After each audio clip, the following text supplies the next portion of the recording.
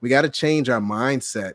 And I kind of like to spend a little bit of time on your mindset. Like, what made you, shift the way that you look at optometry? I know there's that global aspect, but that's Mhm. one piece of it. But when you're actually out practicing, it's kind of hard to change your mindset to say, okay, I'm not going to do teleoptometry. I'm going to Mhm. just continue to see patients in my practice.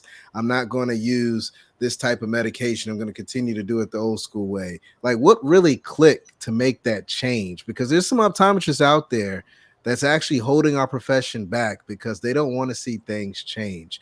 And I want to be able to hear this conversation coming from someone that's been practicing for 28 years, that's in a rural area, that have seen all walks of life come through their practice. What was that mindset shift that really took place for you? For me, there was no shift. I Mm, thought this is how everybody practiced. So the shift for me was realizing that optometry is fairly segmented, right? There are lots of different types of practices, and that my experience wasn't the same as others. And not everybody chose the same path as me. So I don't think my path is the only path. I just think it's becoming an important one across the no doubt.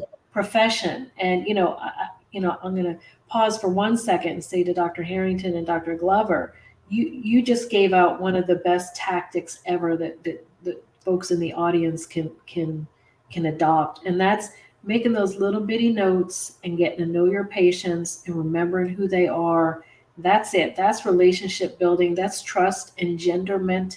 It means a lot. Oh, yeah. But for me, it wasn't a mind shift. I have been practicing in the 21st century since 28 years ago. So, what do I say to my colleagues? I think might be the question.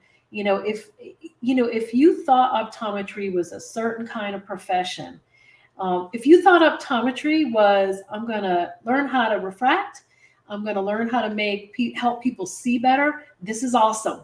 And that's what we do. And it's the core of what we do. If you got into optometry to, um, help take care of people with complex binocular vision problems, that's core. I mean, that's kind of what I thought I was going to do in the really early days, and that has served me to this day because I work with so many patients who are neurologically complex.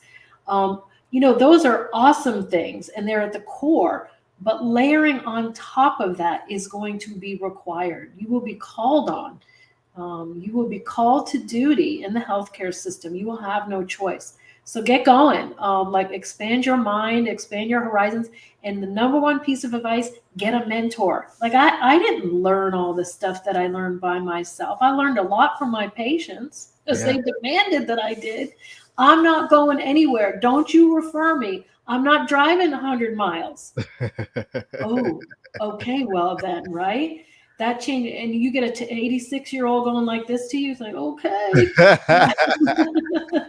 okay, okay.